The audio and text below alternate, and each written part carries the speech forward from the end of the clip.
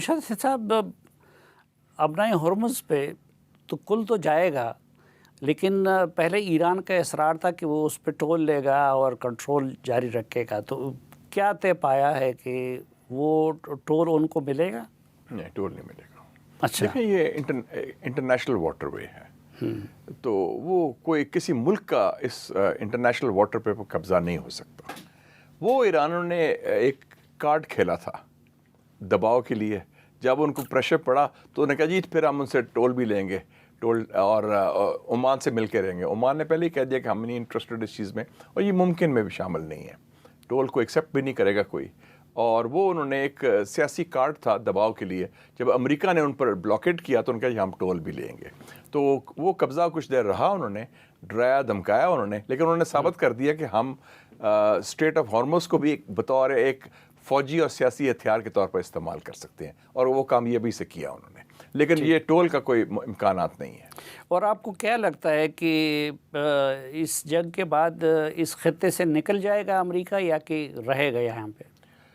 Physically تو رہے گا، physically مطلب ہے کہ جہاں ان کے اڈے ہیں وہاں قائم رہیں گے، لیکن ذہنی طور پر جو عرب ممالک ہیں، عرب حکمران ہیں اس خطے سے، انہوں نے امریکہ کو خارج کر دیا کیونکہ اعتماد نہیں رہا امریکہ پر، اور انہوں نے یہ بھی دیکھ لیا کہ امریکہ تو ایران پر حاوی نہیں ہو سکا۔ ایک تو یہ بات ہوئی، دوسری بات ہوئی کہ امریکہ نے جو وعدے کیے تھے ان ممالک کے ساتھ کہ ہمارے اڈے ہوں گے، ہمارے ہتھیار ہوں گے اور ہم آپ کا تحفظ کریں گے جارحیت کے خلاف، وہ تو نہیں ہوا۔ انہوں نے تحفظ صرف کیا تو اسرائیل کا کیا، باقی تو بڑی مار پڑی، 2-2.5 تو میزائل UAE پر پڑے، اور پھر بحرین، کویت، باقی ممالک میں بھی۔ تو ان کا جو ایک اعتماد تھا امریکہ پر کہ امریکہ ہماری مدد کرے گا، امریکہ ہمارا تحفظ کرے گا، اور Americans will provide security to the Gulf, وہ نہیں رہا۔ اس لیے ان کا رخ ہے پاکستان کی طرف، ترکی کی طرف، وہ ایک نئے آرڈر کی طرف جا رہے ہیں جو سلامتی کے حوالے سے ہوگا، جو میرے خیال میں ابھرے گا اس خطے میں۔ لیکن ان کا ایران سے خوف مزید بڑھ نہیں جائے گا کہ جی کیونکہ ایران نے جس طریقے سے ان کو ہٹ کیا تو اس کے بعد ان کا امریکہ پہ انحصار مزید نہیں بڑھے گا؟ لیکن انہوں نے دیکھ لیا نا کہ امریکہ پر انحصار سے ان کو فائدہ تو نہیں ہوا۔ ایران کا خوف اپنی جگہ قائم ہے، لیکن اس کے لیے 2-3 چیزیں وہ کر رہے ہیں نا۔ ایک تو ایران کے ساتھ تعلقات معمول پر لا رہے ہیں۔ پہلے تو ان کا خیال تھا کہ ایران میں تو رجیم چینج آ جائے گا، امریکہ نے جو کیا ایران وہ برداشت نہیں کر سکے گا۔ اب انہوں نے دیکھ لیا کہ یہ ہمارا ہمسایہ ہے، ادھر حکومت بھی قائم رہے گی، سسٹم بھی قائم رہے گا۔ اور دوسرا میرے خیال میں وہ پاکستان جیسے ممالک کی اہمیت اور بڑھ گئی ہے، کیونکہ ہمارا تعلق ایران سے بھی بہت قریبی ہے، ہمارا تعلق ان خلیجی ممالک سے بھی بہت قریبی ہے، اور وہ کہیں گے پاکستان آپ ہمارے ساتھ مل کے ایران کے ساتھ تعلقات بہتر بنائیں اور ایک نیا قسم کا بیلنس قائم کریں جس میں ترکی بھی شامل ہوگا۔ تو وہ اس حوالے سے جو کہتے ہیں نا نئی حقائق جو آگے ہیں اس خطے میں، نیو ریئلٹیز کے ساتھ وہ پھر گزارا کریں گے، اسی طرح پر کام کرنا پڑے گا ان کو۔ لیکن ایسا نہیں ہے کہ یہ سارے ممالک شاید اسرائیل کے مقابلے میں تو عرب ممالک کو ڈیفنس دینے میں دلچسپی رکھتے ہیں یا اس کے لیے تیار ہیں، لیکن عرب ممالک کی خاطر ایران سے لڑنے کے لیے تیار نہیں ہے کیونکہ وہ بھی ایک اسلامی ملک ہے۔ ہاں، یہ بھی ایک فیکٹر ہے، بالکل۔ اور اسرائیل نے بھی ثابت کر دیا نا کہ اسرائیل نے جس قسم کی وہ رول ادا کیا، وہ ایک اپنی بدماشی اور بالادستی قائم کرنا چاہتا ہے۔ یہ جنگ اس جنگ کے بعد ہوئی ہے جو غزہ میں جینوسائیڈ کیا انہوں نے، اور اس میں پوری مسلم دنیا نہیں بلکہ پوری انسانیت کو ہلا کے رکھ دیا اس جینوسائیڈ نے۔ تو اسرائیل کا جو ایک مکروہ چہرہ ہے وہ ان کے سامنے آ گیا ہے کہ اسرائیل کے ساتھ ٹھیک ہے کچھ لوگوں نے تعلقات بھی بنائے ہیں، لیکن دل سے ان کو پتہ ہے کہ اسرائیل ہمارا دوست نہیں ہو سکتا، یہ ہمارا دشمن ہے، اور ان کے عزائم کیا ہیں گریٹر اسرائیل کے، وہ سامنے آ گئے ہیں۔ تو اس لیے میں سمجھتا ہوں کہ جو بھی ہوگا وہ کہیں گے کہ ایران، اس میں مشکلات بھی ہیں، مسائل بھی ہیں، لیکن ایران تو مسلمان ملک ہے اور ہم سے ان سے ایک سسٹم بنا لیں گزارا کرنے کا، جو میرے خیال میں اب بننا شروع ہو گیا ہے۔ اور اس لیے جو ملک سے ان کی تعلقات خراب تھے، اب ایون UAE سے بھی ان کی بات چیت شروع ہو گئی ہے، کویت سے بھی ہو رہی ہے۔ تو میں سمجھتا ہوں کہ ایران بھی بڑے پریگمیٹک لوگ ہیں، وہ بڑے ایکسپرٹ ہیں سفارتکاری میں، معاملات وہ ٹھیک کر لیں گے۔ اور میں نہیں سمجھتا کہ ایران کا جو جارحانہ رول تھا جو جنگ میں تھا، جو ایک رد عمل تھا اسرائیلی جارحیت کا اور امریکی اٹیک کا، وہ نہیں اب رہے گا ان کی طرف۔ لیکن ایران پہلے سے یہ بھی کہتا رہا ہے اور مسلسل کہتا رہا ہے کہ لبنان کو بھی معاہدے کا حصہ ہونا چاہیے، لیکن آج ہم نے دیکھا کہ آج بھی اسرائیل نے اس کی خلاف ورزی کی اور بیروت پہ حملہ کیا، تو کیا ڈونلڈ ٹرمپ ان کو روک سکیں گے؟ یا اگر نہیں روکتے تو پھر کیا اسرائیل اور ایران کی لڑائی جاری رہے گی؟ دیکھیں جی، ایک چیز بڑی واضح ہو جائے کہ ایران نے کہا ہے کہ لبنان اس کا حصہ ہے امن پروسیس کا، جس کو امریکہ نے بھی تسلیم کیا اور پاکستان نے بھی اس کی تائید کی۔ آپ کو یاد ہے جب 7 اپریل کو جو سیز فائر تھا، اس بیان میں آپ کو یاد ہے ٹرمپ نے بھی جو ٹویٹ کیا تھا، اس میں کہتا ہے انکلوڈنگ لیبنن، سارے۔ اس وقت ایک شخص، ایک ملک ہے جو نہیں چاہتا امن، وہ اسرائیل ہے اور وہ نیتن یاہو ہے۔ یہ نیتن یاہو کی جنگ تھی اور نیتن یاہو گند کرنے کی پوری کوشش کرے گا۔ ابھی میں دیکھ رہا تھا ٹرمپ کا بیان بھی آیا ہے، اس نے مذمت کی ہے اسرائیل کی حملے کی۔ اس نے کہا کہ چاہیے روک دیں، کیونکہ اس سے ہمارا جو ایران کے ساتھ معاہدہ ہو رہا ہے وہ متاثر ہو سکتا ہے۔ تو اس حوالے سے میں سمجھتا ہوں کہ پہلی دفعہ ایک امریکہ اور اسرائیل کے درمیان کچھ دوریاں بڑھ رہی ہیں، اور اسرائیل نے تو بلکہ اب کہنا شروع کر دیا۔ میں ان کا اخبار پڑھ رہا تھا، میں ٹائمز آف اسرائیل ابھی میں پڑھ کے آ رہا تھا، انہوں نے تو کہا کہ امریکنز ہیو بیک اسٹیپڈ اس، ہمارے تو پیٹھ میں چھڑا مار دیا ہے امریکنز نے، اور یہ کیا ڈیل کر دی ہے، ہم اس ڈیل کا حصہ نہیں ہے۔ تو اسرائیل تو بالکل مخالف ہے۔ تو اس میں یہ بھی ایک خدشہ ہے، یہ فیکٹر ان کر لیں کہ خدا نہ خواستہ یہ ٹرمپ اور پوری کوشش کر رہا ہے، لیکن اسرائیل بھی پوری کوشش کرے گا اس کو سیبوٹاج کرنے کی۔ اور اس کے بعد طریقے کیا ہیں؟ ایک تو لبنان کا ہے، ایک فالس فلیگ، کسی عرب ملک کو حملہ کرا دے، کہہ دے ایران نے کیا، اور تیسرا ہے اسرائیلی لابی امریکہ کے اندر جو بڑے بااثر ہے۔ تو ان کے پاس کافی حربے ہیں، یہ ابھی انڈر ایسٹیمیٹ نہ کریں نیتن یاہو، اس کی بدماشی قائم ہے۔ ہاں، تو اس کی روشنی میں آپ کو یہ امن پروسیس ڈیریل ہوتا ہوا نظر نہیں آ رہا؟ دیکھیں نہیں، امریکہ ایک کی اپنی ضرورت ہے، ٹرمپ کی اپنی ضرورت ہے، اور امریکن سسٹم ان کی ضرورت جنگ بندی ہے جی، لیکن نیتن یاہو کی ضرورت جنگ ہے، ان کے سروائیول کے لیے جنگ چاہیے۔ اسرائیل امریکہ کے بغیر سروائیو تو نہیں کر سکتا نا، یہ تو کلیئر ہے نا۔ اگر امریکہ واقعی سٹینڈ لے لے کہ کم واٹ میں ہم نے امن کرنا ہے، کیونکہ یہ ہمارے مفاد میں ہے، اور یہ جے ڈی وینس نے بھی اس کو ایک تھوڑا سا اشارہ دے دیا ہے پرسوں کے بیان میں کہ جی اسرائیل، ہمارا مفادات امریکہ کے مفادات ہیں، اسرائیل کے مفادات نہیں ہیں۔ یہ بات بھی اب شروع ہو گئی ہے، تو اسرائیل کو یہ معلوم ہو جائے گا کہ پہلی دفعہ امریکہ میں ڈیبیٹ شروع ہو گئی ہے لیکن کہ اسرائیل فرسٹ ہے کہ امریکہ فرسٹ ہے۔ لیکن ٹرمپ نے ڈان ڈپٹ بھی کر لی ان کی، اور ان کو پاگل بھی قرار دے دیا، اور اس سے تسلیم بھی کیا کہ گالیاں دی ہیں، ہاں کہ میری کلاس لی ہے ڈونلڈ ٹرمپ نے۔ لیکن اس کے باوجود وہ لبنان میں کارروائیوں سے باز نہیں آ رہا ہے، تو اٹ مینس کہ وہ امریکیوں کی بات نہیں مان رہا۔ وہ اتنا بے لگام تو نہیں ہے نا، اگر امریکہ واقعی چاہے اس کو کنٹرول کرنا، بلکہ میں تو سمجھتا ہوں ٹرمپ نے اس کو بچایا ہوا ہے، ورنہ ابھی تو وہ جیل میں ہوتا نیتن یاہو۔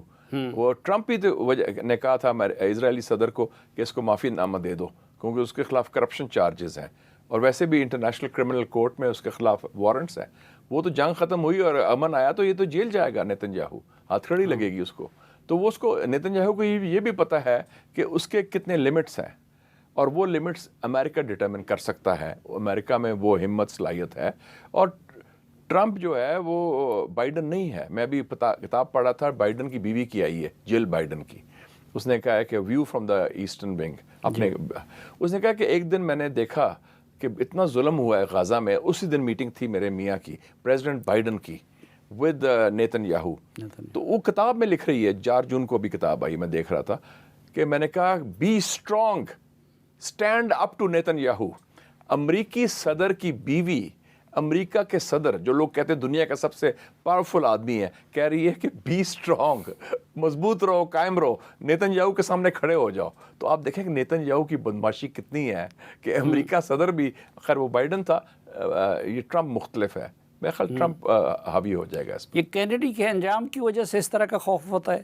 آپ دیکھیں نا، کینیڈی پہلا امریکن صدر تھا جس نے کہا کہ آپ دیمونا جو ان کا کہوٹا ہے اس میں کیا نیوکلیئر کر رہے ہیں، آپ ہمیں بتائیں۔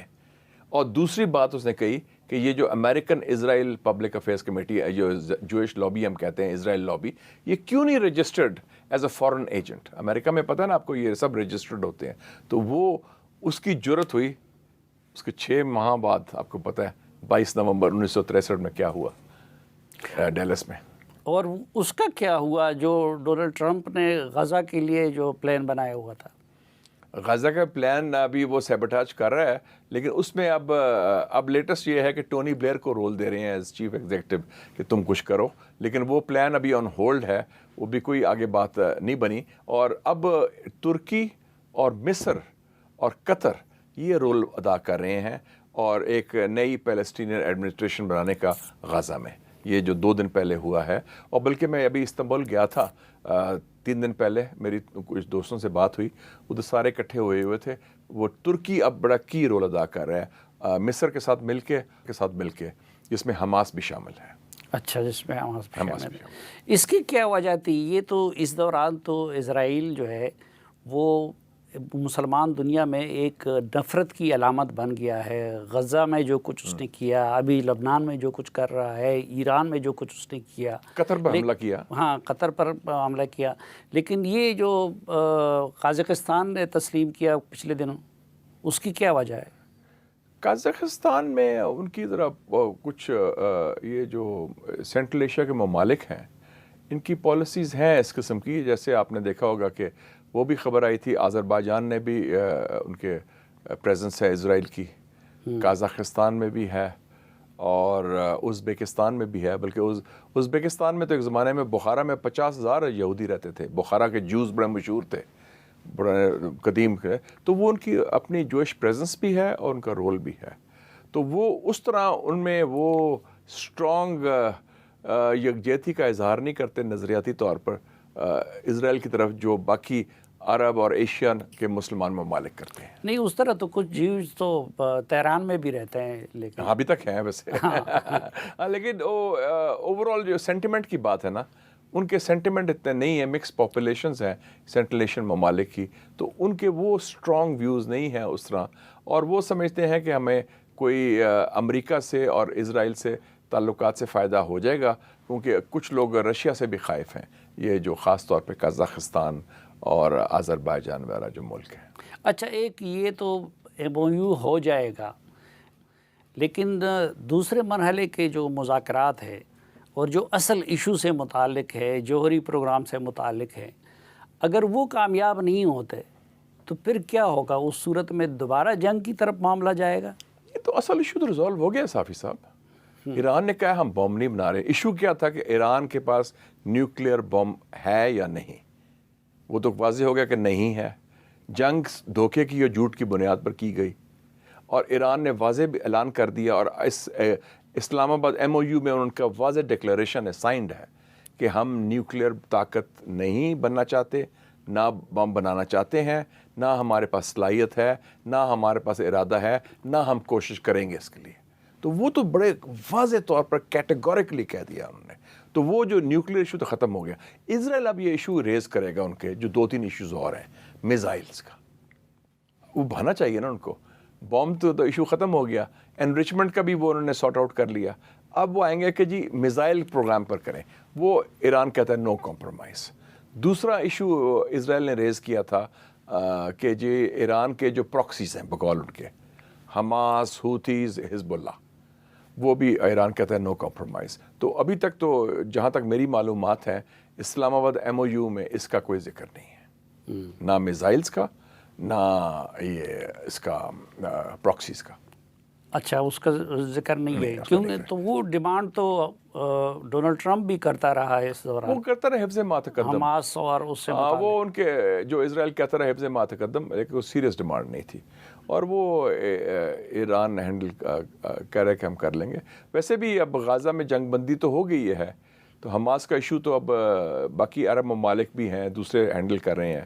اور جہاں تک یمن کا تعلق ہے، اب وہ حوتیز کے ساتھ خود ٹرمپ نے معاہدہ کیا تھا پچھلے سال کہ ہماری شپس کو حملہ نہ کرو، اور حوتیز اس معاہدے پر قائم رہے. اور حزب اللہ تو اب لبنان کا ایشو ہے، اور لبنان میں ایک وہ میجر قوت ہے، اور وہ قائم اور دائم ہے ابھی تک. وہ بڑی مضبوط قوت ہے اور میرا نہیں نظر آتا اس کا کوئی خاتمہ ہوگا آئندہ ان دا نیئر فیوچر۔ عرب ممالک کے اس دوران GCC کنٹریز جس کو ہم کہتے ہیں، اس دوران ان کے آپس میں ہم نے دیکھا کہ الگ الگ ڈائریکشن پہ چلے گئے ہیں، اور GCC کی وہ اہمیت نہیں رہی جو پہلے تھی کہ ان کا ایک اتفاق ہے، ایک آواز ہے۔ تو آپ کو لگتا ہے کہ کوئی ری الائنمنٹ ہوگی ان کی؟ بہت بڑی ری الائنمنٹ، یہ بڑی امپورٹنٹ بات کی۔ GCC کا دیکھ لیں آپ کیا ہوا، اوپیک کے اندر ایک ملک UAE نکل گیا، اور GCC میں بڑی واضح تقسیم آ گئی ہے۔ سعودی عربیہ، قطر، عمان ایک طرف ہیں، UAE، بحرین، کویت ایک طرف ہے۔ لیکن میں سمجھتا ہوں کہ یہ اب جو ایک طرف ہیں یہ ممالک، ان میں بھی نظر ثانی ہوئی ہے، اور UAE نے باقاعدہ ایک ڈیلیگیشن ملا ہے جو نمبر 2 ہے ابو دھابی کے شیخ طانون، جو قومی سلامتی کے مشیر ہیں اور محمد بن زائد کے بھائی بھی ہیں، تو انہوں نے باتیں شروع کر دی ہیں اور ایران کے ساتھ معاملات ٹھیک کر لیے ہیں۔ اور آپ نے وہ واشنگٹن پوسٹ کی بھی خبر دیکھی تھی، وہ قطر نے بھی وہ اپنا کہا، ان کو بھی وہ تو پیسے کی لین دین ہو گئی ہے۔ تو میرے خیال میں یہ لوگ اصل ایشو ہے survival of the state, survival of the regime, تو وہ سب ایڈجسٹ کر لیں گے نئے حقیقت کو، نئی ریالٹیز کو۔ ٹھیک،